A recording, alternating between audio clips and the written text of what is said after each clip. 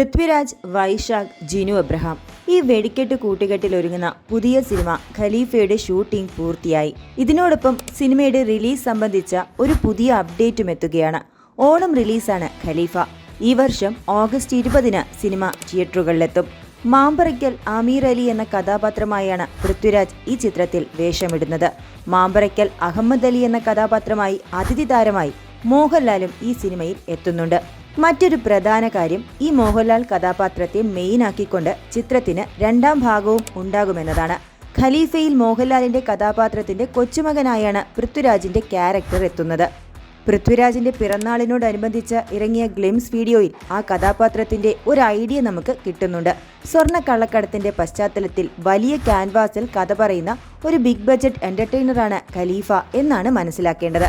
ഏതായാലും ഈ ഓണത്തിന് പൃഥ്വിരാജ് എത്തുന്നത് ഒരു ചെറിയ കളിക്കല്ല എന്നത് ഏതാണ്ട് ഉറപ്പായി കഴിഞ്ഞു.